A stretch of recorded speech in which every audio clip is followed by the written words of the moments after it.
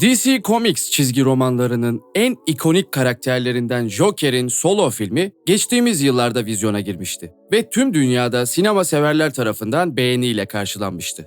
Ve biz de sizlere bu videoda Joker filmi hakkında çok bilinmeyen bilgileri anlatacağız. Bu tarz videoların daha fazla gelmesini istiyorsanız videoyu beğenmeyi ve kanala abone olmayı unutmayın.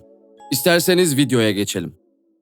Todd Phillips, kendi Joker versiyonunu hayata geçirmeden önce Martin Scorsese bir Joker filmi çekme fikri üzerinde duruyordu. Warner Bros. Da Joker filmini Scorsese'nin yönetmesini, Arthur Fleck'i ise Leonardo DiCaprio'nun canlandırmasını istiyordu. Ancak süper kahraman filmlerine pek sıcak bakmadığı artık herkes tarafından bilinen Scorsese, sonunda Joker'i yönetme fikrine pek sıcak bakmamış ve bunun yerine The Irishman için hazırlıklara başlamış.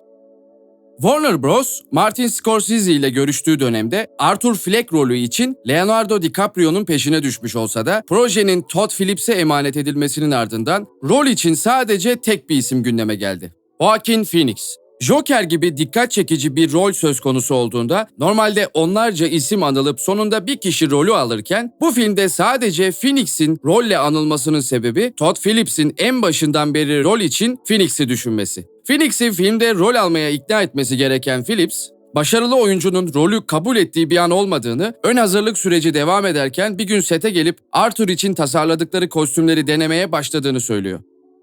Joaquin Phoenix, role hazırlanmak için sıkı bir diyet uygulamış ve bu şekilde yaklaşık 23 kilo vermiş. Karakterinin önemli bir yansıması olan gülüşünü nasıl yapacağını belirlemek için kapsamlı bir araştırma yapan Phoenix, Todd Phillips'in şeytani değil, acıklı olarak tarif ettiği gülüşü oturtmak için patolojik gülme rahatsızlığından muzdarip olan hastaları örnek almış. Phoenix ayrıca rolü için hazırlanırken Buster Keaton ve Ray Bolger gibi sessiz film yıldızlarının hareketlerini incelemiş. Joaquin Phoenix, Joker'in gülüşünü mükemmelleştirmeyi karakteri oynamanın en zor kısmı olarak nitelendirmiş. Todd Phillips, zoraki bir şekilde senaryo okumasına gelmesiyle sonuçlanan tartışmayı şöyle anlatıyor: De Niro beni aradı ve ona söyle o bir aktör ve orada olması gerekiyor. Tüm filmi duymak istiyorum ve hepimiz bir odada bir araya gelip senaryoyu okuyacağız dedi. Joaquin, hayatta bir senaryo okumasına girmem derken De Niro, çekimlerden önce senaryo okuması yaparız. Bizim işimiz bu dediği için kendimi oldukça zor bir durumda buldum. Sonunda De Niro'nun Manhattan'daki ofisinde bir araya gelerek ekiple birlikte senaryoyu baştan sona okuduklarını söyleyen Phillips, Joaquin Phoenix'in tüm bu süreç boyunca diyaloglarını gevelediğini, okuma sona erince de bir köşeye geçip sigara içtiğini belirtiyor. Yönetmen ayrıca senaryo okuduktan sonra De Niro'nun baş başa konuşmak için Phoenix'i ofisine davet ettiğini, fakat tüm bu süreç yüzünden kendini iyi hissetmeyen Phoenix'in bu teklifi reddederek eve gitmesi gerektiğini söylediğini ifade etti. Ön hazırlık sürecinde yaşanan bu anlaşmazlığın sonucu olarak çekimler boyunca Phoenix ve De Niro birbirleriyle neredeyse hiç konuşmamış.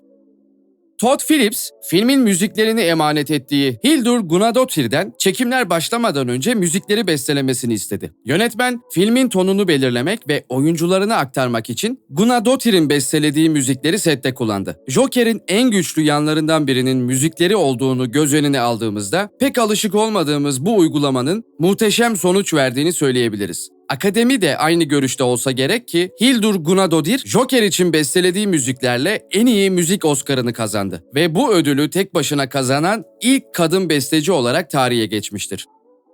Joker'in metroda 3 kişiyi öldürdükten sonra umumi bir tuvalete saklanıp burada dans ettiği sahne aslında senaryoda oldukça farklı şekilde yazılmış. Ancak çekim günü geldiğinde Phillips ve Phoenix karakterin bu sahnede farklı şekilde davranması gerektiğine karar vermiş. İkili bunun yerine nasıl bir sahne çekebileceklerini düşünürken Phillips başrol oyuncusuna müzisyenin bestelediği bir parçayı dinletmiş. Bu besteyi duyan Phoenix müzikle birlikte dans etmeye başlamış ve sonuçta hafızalara kazınan o dans sahnesi ortaya çıkmış.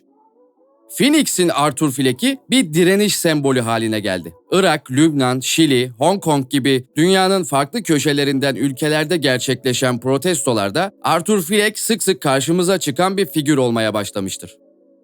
Todd Phillips, Phoenix'in Arthur'a bakışını şöyle tanımladı: kimlik arayan, yanlışlıkla bir sembol haline gelen bir adam. Onun amacı gerçekten insanları güldürmek ve dünyaya neşe getirmek. Todd Phillips, çizgi roman hayranlarına Phoenix'in Joker ile Robert Pattinson'ın Batman'inin beyaz perdede kesişme ihtimalinin olmadığını bilmesini istediğini söyledi. 1981 yılında geçen filmin en belirgin esin kaynakları Martin Scorsese imzalı The King of Comedy ve Taxi Driver. Ancak film aslında o dönemin New York'unda da geçen pek çok filmden ilham alıyor. Phoenix'i dans ederken gördüğümüz merdivenler, filmin çıkışının ardından sinema severler ve turistler için popüler istikamet haline gelmiştir. Filmin en akılda kalıcı repliklerinden, eskiden hayatımın bir trajedi olduğunu düşünürdüm. Ama şimdi fark ediyorum ki bir komediymiş. Charlie Chaplin'in hayat yakından bakıldığı bir trajedi ama uzak çekimde bir komedidir sözünden esinlenerek yazılmıştır. Phoenix rolden önce Darren Aronofsky'nin iptal edilen Batman Year One filminde Batman rolü için düşünülmüş. Watchmen'den bu yana R olarak derecelendirilen ilk DC komik filmi. Ayrıca tarihte dünya çapında 1 milyar dolar kazanan ilk R dereceli filmdir. Filmin Venedik Film Festivali'ndeki galası 8 dakika boyunca ayakta alkışlanmıştır. Filmin vizyona giren versiyonu 122 dakikaydı. Todd Phillips verdiği bir röportajda filmin ilk kurgusunun 155 dakika olduğunu söylemişti. Bu da filmden pek çok sahnenin çıkarıldığı anlamına geliyor.